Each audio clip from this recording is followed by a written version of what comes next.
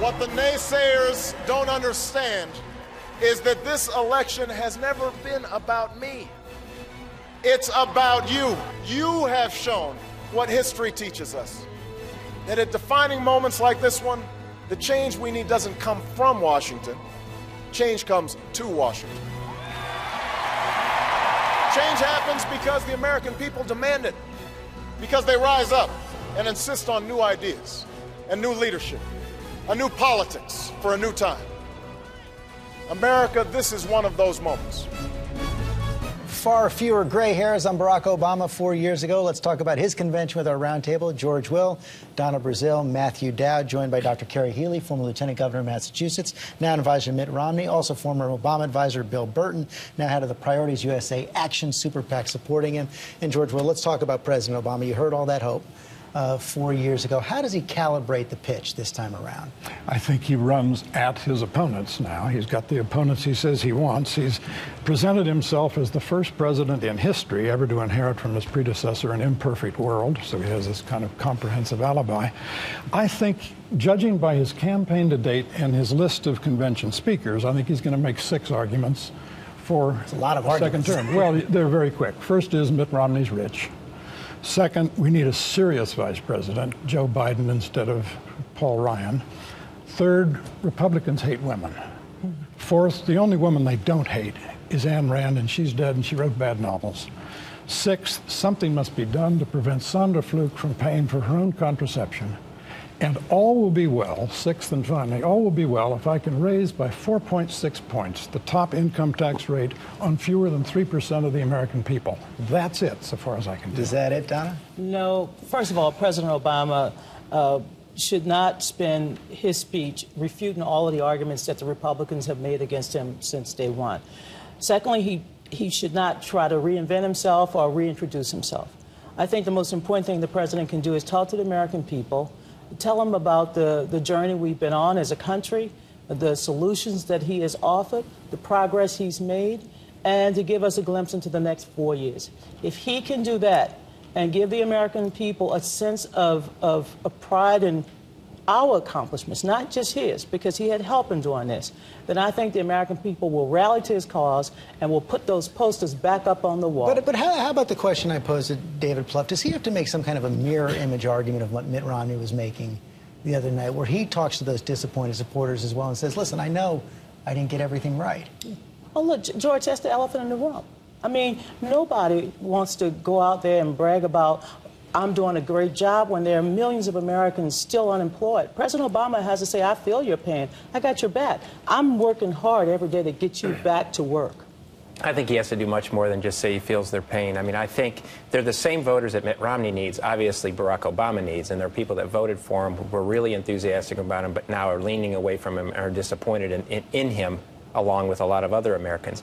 I think he has to do something that conveys some modesty, some humility, and some humbleness, and some idea that maybe he doesn't say, I made a mistake, but he comes really close to saying, I've learned in office and I'm going to take responsibility for what's happened. He's talked about the communications problems. And that's like, when people say a communications problem, you're basically saying I didn't do anything wrong. I think we've had 2 presidents now in a row, Barack Obama and President George W. Bush, who seem to have an incredible incapacity to admit they made a mistake. And for the American public thinks it's a very powerful thing when you stand up and say, I made a mistake, and it means you learned in office and you're taking responsibility. When you don't do that, the public sort of tunes their ears out and say, this person will not take responsibility for what happened. From discussions I've had with people inside your campaign, I think they agree with that. They think that some kind of a mea culpa would be a powerful move for the president. Well, it was very clear from your conversation with David Plouffe that even he couldn't say that, in fact, the American people are better off than they were 4 years ago. So obviously there is a reticence to discuss the record. And as George was mentioning,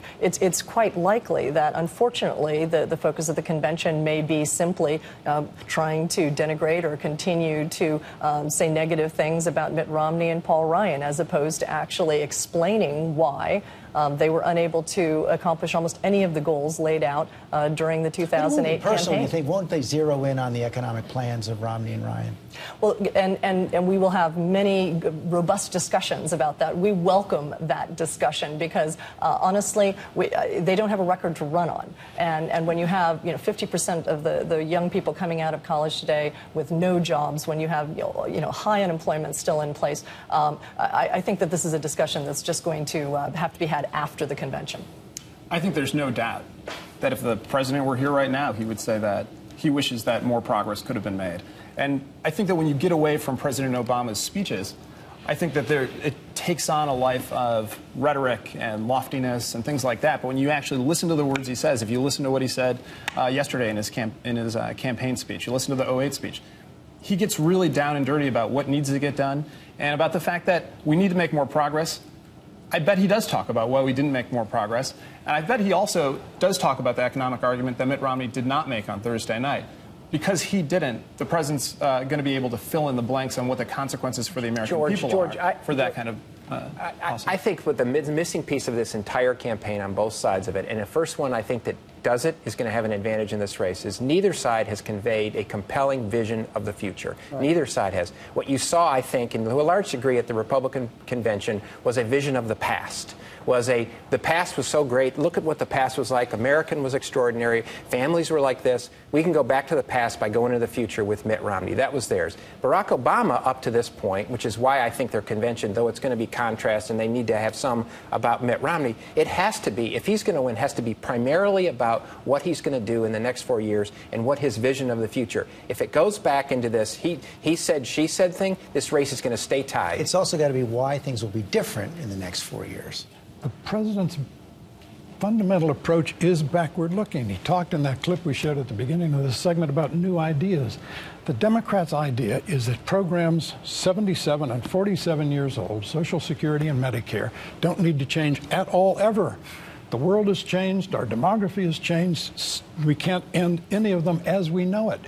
I think what Mr. Romney has to do is say that we have a fundamentally reactionary liberalism party. And we will change to suit a changed country. But, George, we've been talking about trickle-down economics for the last 30 years. And that's the reason why we're stuck in this economic situation that we're in. We face a balance sheet recession when you have the housing market and the financial market go under, and we're trying to come above that cloud storm. 29 consecutive months of job growth. 4.5 million jobs, a manufacturing sector that's getting stronger, the auto industry saved. I think this president has a remarkable record. Our troops home from Iraq, and while Mitt Romney didn't talk about our 70,000 men and women risking their lives in Afghanistan, President Obama will give their story as well. So I don't feel like I'm going into a convention on defense. We're going to play offense. We're going to take it to Mitt Romney. And if he wants to come back and tell us why we need to go back to Leave It to Beaver in the 1950s, fine. President Obama will go forward. Leave it to Beaver? I understand that President Obama didn't actually even see any of the convention, so his characterization of it being, almost in black and white, Leave It to Beaver terms is purely from what other people have told him. And if he had seen it, he would have seen a President Romney in the future, looking toward the future, looking toward energy independence, looking toward job creation, getting the engine of job creation going again, and knowing exactly how to do that thanks to his experience in the private sector. In order to make the economic argument, President Obama is going to be calling out a big gun this week, Wednesday night, Bill Clinton. Here was the pitch he made 4 years ago. Middle class and low-income Americans are hurting, with incomes declining, job losses, poverty, and inequality rising. The job of the next president is to rebuild the American dream. Barack Obama is the man for this job. Bill Burton, it's no secret the two presidents haven't had the closest of relationships, but I think it shows how much at this point President Obama wants to win. He's not only calling in Bill Clinton for the big speech on Wednesday night, also using him in so many of his ads. Well, President Clinton is a uniquely qualified surrogate for the president on the economy. And he takes this conversation from the theoretical to the empirical. He shows what kind of economic strategy can actually work for the American people. And I think a big mistake Republicans have made here is elevating President Clinton and putting him in their ads and talking about him so much, because it makes him a very important arbiter in this race. And I think we all know that if this race comes down to one vote and it's President Clinton's, who he's voting for. Again, it's this retrospective cast of mind. Let's go back to the 1990s. If we can't go to the 30s or the 60s, the 90s. Bill Clinton had the exquisite good fortune to be the first post-Cold War president and to be president when the commercialization of the internet drove the NASDAQ in 5 years from 800 to 4,500.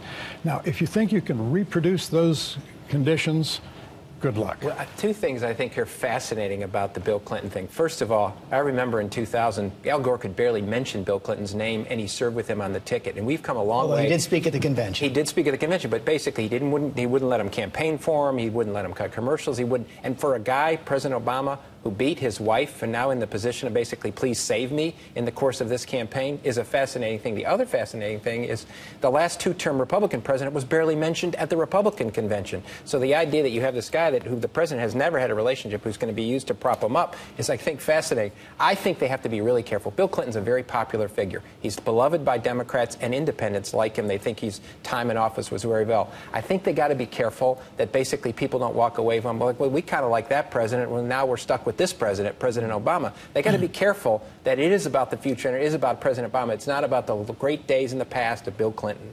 One thing, I don't want to correct all of the things you said about Bill Clinton, but Bill Clinton did campaign for us, and that's why we did so very well and we won the popular vote. He didn't campaign in all of the states that he wanted to campaign in, but he campaigned in sufficient number, and he did not beat his wife. They competed, and President Obama won the nomination. Those are the two. So you did correct him on basically all of those without facts. Oh my God! One thing I'm going to be watching for, Dr. Healey, is whether Bill Clinton, in that speech on Wednesday night, as Bill pointed out, Clinton does appear in the Romney welfare ads, whether or not Bill Clinton does bring up and take on this whole welfare argument, which a lot of Democrats have called race baiting. Yeah.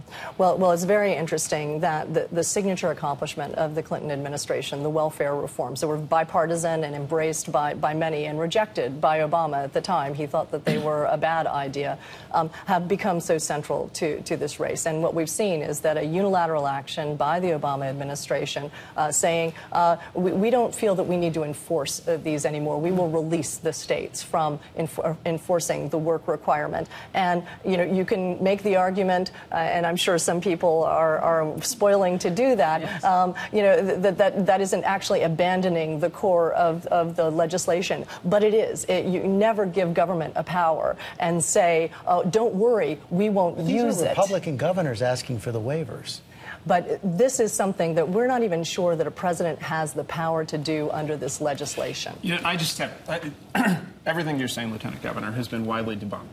And I think there is a reason that Mitt Romney did not bring this up at his convention floor. If you don't have the guts to make an argument to the American people in the light of day, but you spend $10 million of it, making it the core of your campaign, it says something about the character of who you are, and it says something about the kind of campaign that you're running. If this $10 million is a lot of money, and if that's really the centerpiece of his argument to people in their living rooms late at night when they're watching TV, then why didn't he say anything about it at the convention? I think one of the most important things you can do is actually go back and look at the documents here, because there's a lot of he said, she said going on about these welfare reforms. But the memo sent out said nothing about enforcing higher standards. That was something Catherine Sebelius went back later and said, oh, yes, oh, don't worry. We'll insist that they have better outcomes in the end. All the memo says is we have the power now to release states from enforcing these standards. George, I think, to me, the biggest problem with this argument, and it's like if you can so find a little tiny little kernel way down deep, it's like partially true, and we're going to make this argument. The truth has become a casualty in the course of this campaign on both sides of the aisle. The truth is a casualty in this. It's as if we're going to make any argument possible that's going to advantageous our side in order to overcome the other side. The Republicans do it, the Democrats do it. Same scale? I think that, no.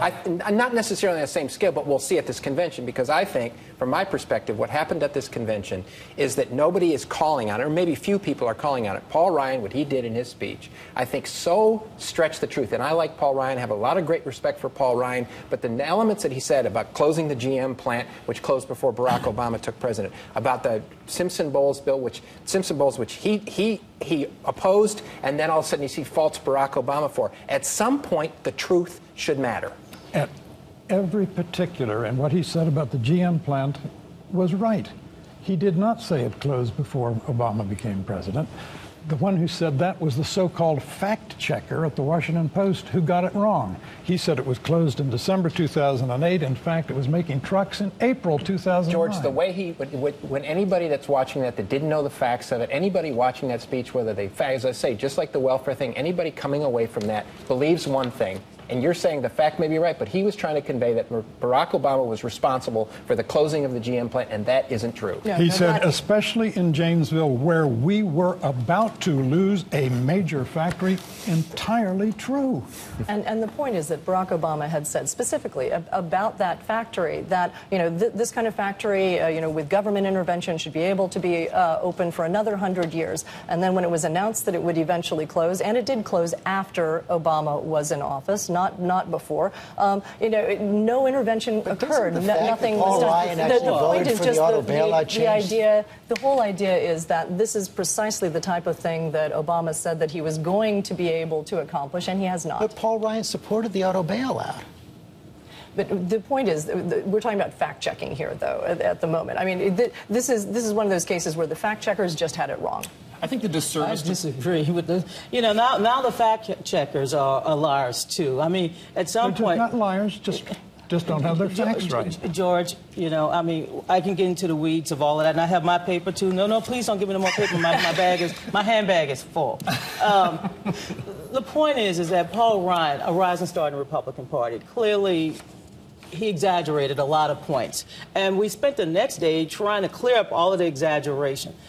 There's a large issue here, George, and that is the American people are tired, sick and tired of the politics. They're sick and tired of the back and forth, the acrimony, which is one of the reasons why I think President Obama, Vice President Biden, and Bill Clinton, who I believe is a key leader next week for us, they need to make sure they talk directly to the American people, encourage them to be partners in what we need to do together as a country, and not get into trying to refute all of the Republican arguments. This isn't the weeds. This is, again, Mr. Kessler of the Washington Post. The plant was closed in December 2008 before Obama was sworn in. False. Now, a subtext of all this is that we're all racist. Can I ask you a question? What is the largest city in Illinois? Chicago. You're a racist. No. Now, the guys over at MSNBC have said that when Republicans talk about Chicago, that's a subtext for racism. George, let me just tell you, as the first African-American woman to manage a presidential campaign, I'll never forget the conversation I had with my dad. I thought he would be excited. I'm the first black woman. My dad said, Donna, it's just a job. Just a job. So, I mean, look, race has been a subtext, context of every campaign in modern history and past history. And so whether it's the usage of the word y'all to Chicago, I don't get drawn into those conversations. Or hearing about a camera woman at a network I also work for, getting pelted with peanuts at the convention. At the convention, I don't get drawn into that because I understand when you put this conversation on the table, we cannot have a substantive conversation about welfare reform, about social policy, because we want to get drawn into that conversation. Look, we need to have a forward-looking conversation about what it takes to grow our economy in the 21st century for all Americans. To me, and we get to a better conversation on this, to me is a difference between being the letter of the facts right and the spirit of the facts right. And both sides, and you could see it loud and clear at the Republican convention, the spirit of what they were saying was just not true. The spirit of what they were saying, you can go and find an element of it. But to me, I'm with Donna on this. The American public is tired of all this argument, and this whole empty chair thing that we had with Clint Eastwood, which was obviously a bizarre moment, and I think a misuse of resources by the Romney campaign and the most prime real estate you had. To me, the empty chair that matters in all of this, which neither side has talked to, is the empty chair of the man or the woman that didn't come home from Iraq, that people are sitting around the table because their husband or wife is gone or their daughter is gone. It's the empty chair of the woman that has to work 2 shifts because she doesn't able to have flex time, and who's going to provide that for her? It's the empty chair of the grandfather with Alzheimer's that can't be there because they're in a home because the family can't manage them and all that. That is what people want to talk about. In going 4 years, they don't want to talk about what happened 3 years ago. They don't want to talk about what happened 4 years ago. They want to know how that empty chair is going to be fixed and who's going to manage that. He brings up the empty chair of the soldier doesn't come home from Afghanistan. Did it surprise you? We didn't hear more about the war. It did, and here I'm in complete agreement with what David Plouffe said in your interview with him. 2,100 Americans have died in Afghanistan. 53 died in August. If the mission is not so important, that someone running for commander-in-chief won't mention an ongoing war, much the longest war in our national history. That, more than any other thing, makes the case as to why we should have been out 2 years ago and why we should be out now as fast as is logistically possible. Governor Romney had just given a major speech the day before on this topic, and so I'm sure that he was trying to cover different territory there. He has discussed Afghanistan on many occasions and made it very clear that he finds it inappropriate and dangerous for our troops. The president gave a date certain for withdrawal. He's said that he is going to conduct a review of the conditions on the ground if he's elected as president and make sure that our interests in Afghanistan are preserved. And there's no conversation with the Democratic Party right now around what those interests are. Do they still care if Afghanistan becomes a haven for terrorism? Are they going to postpone their withdrawal if they feel that it's not appropriate at this time, if it's not safe for our nation to be withdrawing troops on this expedited level? It really seems as though this withdrawal level in Afghanistan has been set on a political time schedule. What Mitt Romney said during the primary, and I quote, we should not negotiate with the Taliban, we should defeat the Taliban. If Mitt Romney's position is that we should fight on in Afghanistan until we defeat the Taliban, whatever that means, he will lose and he should lose. You get the last word. His position is that we should not be looking at Afghanistan through a political lens. And I can only say that when we look at this pre-announced withdrawal schedule, it can only be viewed as political.